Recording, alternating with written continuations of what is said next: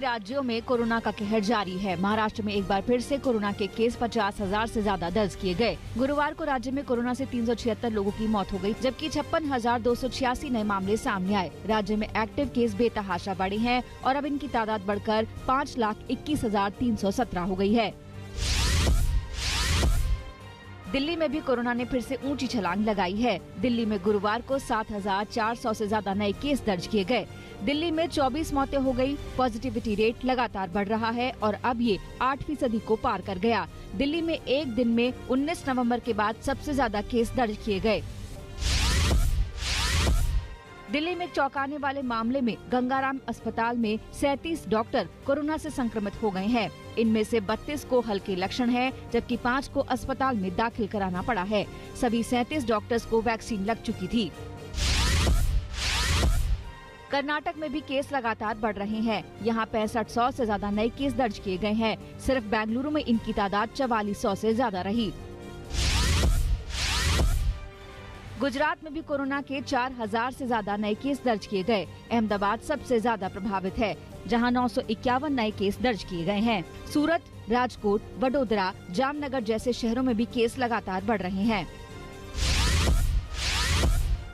UP में भी लगातार केस दर्ज हो रहे हैं। कल 8,490 केस दर्ज किए गए। एक दिन पहले ये तादाद 6,000 थी। इस लिहाज से कोरोना संक्रमण ने इस साल के सारे रिकॉर्ड तोड़े। नए केस में से 50% मामले लखनऊ, प्रयागराज, वाराणसी और कानपुर से हैं। प्रदेश में अभी भी एक्टिव केस 39,338 हैं। कोरोना के बढ़ते मामलों को देखते हुए दिल्ली में नाइट कर्फ्यू के बाद अब दिल्ली से सटे नोएडा और गाजियाबाद में नाइट कर्फ्यू लगा दिया गया है। नोएडा और गाजियाबाद में नाइट कर्फ्यू प्रभावी हो गया है। 10 बजे के बाद नोएडा और गाजियाबाद में सन्नाटा दिखा। सड़कों पर पुलिस कर्मियों की पेट्रोलिंग बता रही थी कि कैसे नाइट कर्फ्यू को सफल बनाया जा रहा है। यूपी के वाराणसी में कोरोना के चलते नाइट कर्फ्यू का ऐलान किया गया है। गंगा घाट पर लोगों के जुटने पर मनाही है, मगर तस्वीरें देखिए, वाराणसी के गंगा घाटों पर लोगों का तांता लगा हुआ है। यहाँ लोग कोरोना महामारी से बेखबर भी हैं और लापरवाह भी। हालांकि प्रशासन बार बार कह रहा है कि कोरोना के नियमों को तोड़ने वालों के खिलाफ सख्त कार्रवाई की जाएगी, मगर लोग फिलहाल नियमों को हवा में उड़ाते दिख रहे हैं। मध्य प्रदेश के कटनी में 7 दिनों का टोटल लॉकडाउन लगाया गया है। यहाँ कलेक्टर ने 9 अप्रैल शाम 6 बजे से 17 अप्रैल सुबह 6 बजे तक टोटल लॉकडाउन की घोषणा की है। आपको बता दें कि शिवराज सरकार ने पहले ही 2 दिनों के लॉकडाउन की घोषणा की थी, मगर साथ ही जिले के डीएम को ये छूट दी थी कि वो चाहें तो लॉकडाउन लगा सकते हैं। इस लॉकडाउन में दूध और दवा जैसी जरूरी सामान मिलेंगे। कटनी के अलावा खरगोन में भी 10 दिन के लॉकडाउन का फैसला लिया गया है।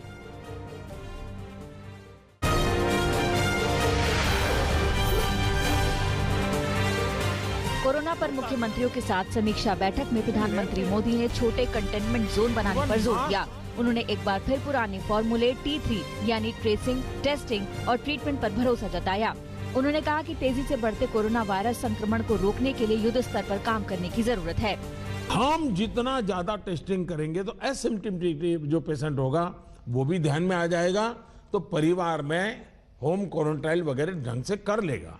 वो परिवार के साथ जैसे नॉर्मल जिंदगी जीता है वो नहीं जिएगा, और इसलिए पूरा परिवार जो आज सब लपेट में आ जाता है उसको हम बचा सकते हैं।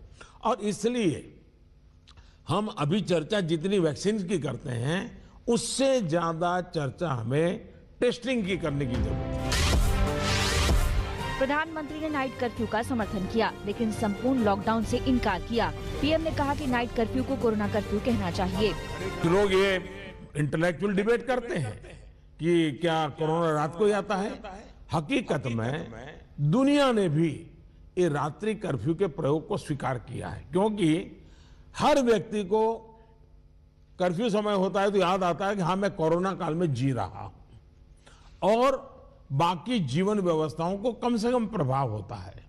हाँ, अच्छा होगा कि हम कोरोना कर्फ्यू रात को 9 बजे शुरू करें या रात को 10 बजे शुरू करें और सुबह 5-6 बजे तक चलाएं, ताकि बाकी व्यवस्थाओं को प्रभाव ज्यादा न हो।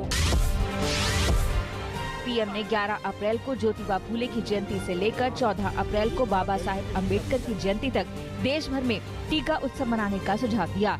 उन्होंने कोरोना की नई लहर के लिए लोगों की लापरवाही और सुस्ती को जिम्मेदार ठहराया। उन्होंने एक बार फिर दोहराया, दवाई भी कड़ाई भी।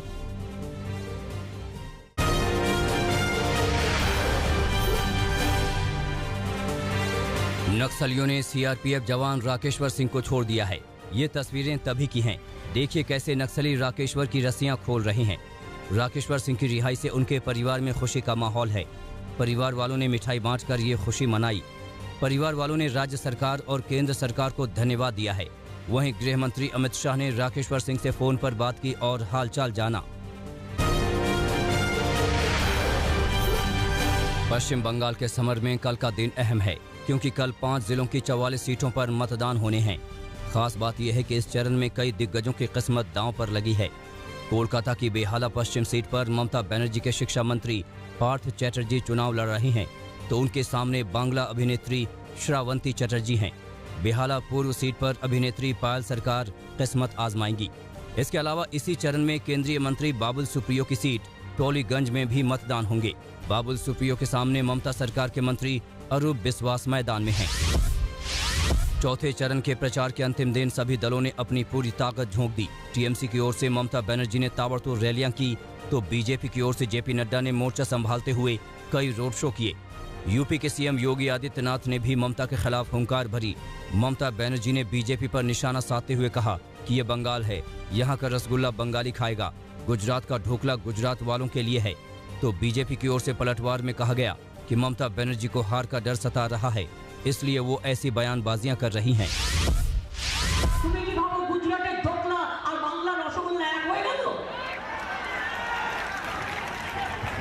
বাংলার রসগোল্লা ধোকলার মধ্যে অনেক পার্থক্য আছে। তুমি ধোকলা খাও, আমি রসগোল্লা খাবো, কিন্তু দিল্লিকার লাড্ডু এখানে দেখাবে না। बेहाला पूर्व में प्रचार करने पहुंचे अभिनेता और बीजेपी नेता मिथुन चक्रवर्ती का रोड शो रद्द हुआ तो हंगामा मच गया। दरअसल मिथुन श्रावंती चटर्जी के लिए प्रचार करने पहुंचे थे, मगर प्रशासन ने उनकी सुरक्षा का हवाला देते हुए उन्हें रोड शो करने की इजाजत नहीं दी। मिथुन का रोड शो रद्द हुआ तो बीजेपी कार्यकर्ता भड़क गए। बीजेपी कार्यकर्ताओं ने थाने का घेराव किया और जमकर नारेबाजी की। खुद मिथुन चक्रवर्ती ने कहा कि टीएमसी अलोकतांत्रिक काम कर रही है। 100 करोड़ की वसूली के मामले में अनिल देशमुख को सुप्रीम कोर्ट से झटका लगा। अनिल देशमुख के खिलाफ सीबीआई जांच जारी रहेगी। सुप्रीम कोर्ट ने महाराष्ट्र सरकार और उसके पूर्व गृह मंत्री अनिल देशमुख की अर्जी खारिज कर दी है। दोनों ने बॉम्बे हाईकोर्ट के उस फैसले को चुनौती दी थी जिसमें 100 करोड़ की वसूली के आरोपों की सीबीआई जांच का आदेश दिया गया था।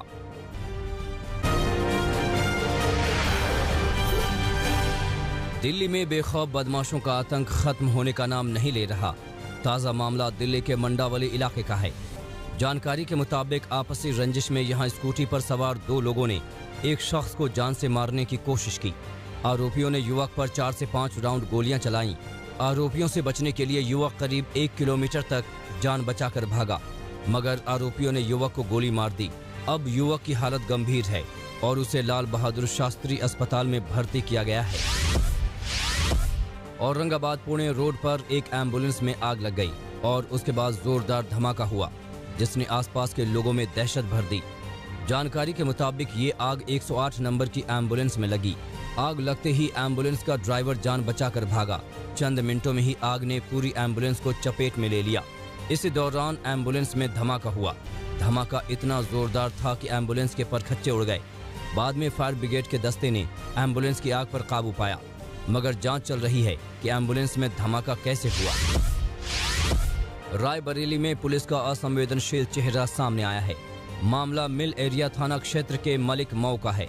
आरोपों के मुताबिक यहां एक महिला से छिनैती की घटना के बाद पुलिस ने घटना की शिकायत करने वाले शख्स को ही पकड़ लिया। पकड़े गए शख्स ने आरोप लगाया कि थाना इंचार्ज यहां मादक पदार्थों की बिक्री और तस्करी करने वालों को बढ़ावा देते हैं। आरोपों के मुताबिक ये आरोप लगने के बाद शिकायतकर्ता के साथ पुलिस ने धक्का मुक्की की और अपने साथ गाड़ी में बैठा ले गई। गाजियाबाद में पुलिस ने एक हुक्का बार पर छापेमारी करके 28 लड़के और 5 लड़कियों को गिरफ्तार किया है। मामला इंदिरापुरम के शुक्र चौक का है। पुलिस ने सूचना के आधार पर हुक्का बार में छापेमारी की। छापेमारी के बाद पुलिस ने भारी तादाद में हुक्का और उसमें इस्तेमाल होने वाला नशीला पदार्थ बरामद किया है। साथ ही पुलिस ने 4 हुक्का बार संचालकों को भी गिरफ्तार किया है।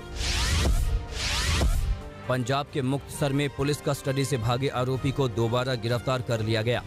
मामला थाना लंबे क्षेत्र का है। पुलिस ने लुधियाना के रहने वाले एक बदमाश को गिरफ्तार किया था। आरोपी का कोरोना टेस्ट कराने पर वो पॉजिटिव आया तो अस्पताल में भर्ती किया गया, मगर आरोपी अस्पताल से फरार हो गया। इस पूरे मामले में 3 पुलिसकर्मी और बदमाश को भगाने वाले शख्स के खिलाफ मामला दर्ज किया गया है। वाराणसी के रोहनिया थाने में बीजेपी की महिला नेता ने एक पुलिसकर्मी को थप्पड़ जड़ दिया। पुलिसकर्मी को थप्पड़ मारने का ये वीडियो तेजी से वायरल हो रहा है। इस वीडियो को पूर्व आईपीएस अमिताभ ठाकुर ने ट्वीट किया है और थप्पड़ मारने वाली बीजेपी नेता पर कार्रवाई की मांग की है। जानकारी के मुताबिक पुलिसकर्मी ने एक बीजेपी कार्यकर्ता को किसी मामले में पीटा था और थाने लेकर आया था, जिससे नाराज होकर बीजेपी की महिला नेता ने पुलिसकर्मी को थप्पड़ जड़ दिया। पुलिस ने दोनों तरफ से मामला दर्ज कर लिया है। देवरिया के एक गांव में एक शख्स की हत्या से हड़कंप मच गया। मामला देवरिया के थाना मैल के नरियाव गांव का है। जानकारी के मुताबिक प्रधान पद के प्रत्याशी ने अपने घर में भोज रखा था। इसमें गांव के लोग इकट्ठा हुए थे। यहीं पर एक दूसरे प्रत्याशी के समर्थक के साथ कुछ लोगों की बहस हो गई। बहस के दौरान ही मारपीट हुई, जिसमें दूसरे प्रत्याशी के समर्थक को चोट लगी और वो बेहोश हो गया। तुरंत ही उसे अस्पताल ले जाया गया, जहां उसे मृत घोषित कर दिया गया। पुलिस ने गैर इरादतन हत्या का केस दर्ज कर कुछ लोगों को हिरासत में लिया है। यूपी के अमरोहा में पुलिस ने एम्बुलेंस से शराब तस्करी करने वाले एक गिरोह का भंडाफोड़ किया है। मामला डिडोली थाना क्षेत्र का है।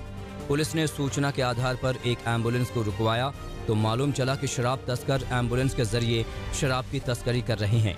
पुलिस ने एम्बुलेंस से 4 लाख की शराब बरामद की है। इसके अलावा पुलिस ने 3 आरोपियों को गिरफ्तार किया है, जिसके पास से 1 तमंचा, 2 कारतूस, 2 चाकू और फर्जी नंबर प्लेट मिली हैं। पुलिस आगे की तहकीकात कर रही है। मध्य प्रदेश के रीवा में एक निलंबित एसडीओ ने जमकर हंगामा मचाया। एसडीओ ने करीब 12 घंटे तक अपनी पत्नी और बहू को गन पॉइंट पर कमरे में बंधक बनाए रखा।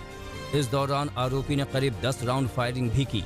काफी मशक्कत के बाद पुलिस ने दरवाजा तोड़कर आरोपी की पत्नी और बहू को सकुशल बाहर निकाला। पुलिस के मुताबिक निलंबन की वजह से एसडीओ का दिमागी संतुलन बिगड़ा और वो ऐसी हरकतें करने लगा। पुलिस अब पूरे मामले की जांच कर रही है। ग्वालियर में शराब की दुकान में आग लगने से हड़कंप मच गया। मामला फूलबाग चौराहे का है। यहाँ शराब की दुकान में आग तेजी से फैली, मगर दहशत तब मची जब आग की चपेट में आने से सिलेंडर ब्लास्ट हो गया। आग लगने के बाद आसपास की दुकानों को खाली कराया गया और घंटों की मशक्कत के बाद आग पर काबू पाया गया।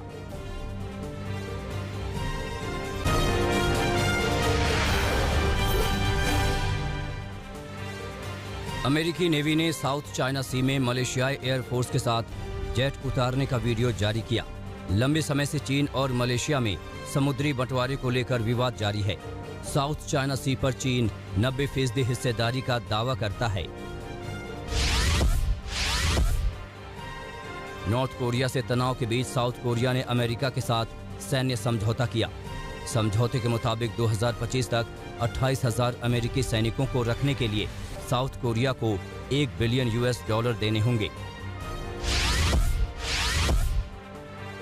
सीरिया ने इजराइल पर मिसाइल हमले का आरोप लगाया। राजधानी दमिश्क के पास मिसाइल हमले में सीरिया के 4 सैनिक घायल हो गए। ब्रिटेन की Syrian observatory for human rights ने बताया कि इजराइल ने दमिश्क के पास सैन्य चौकियों को निशाना बनाया।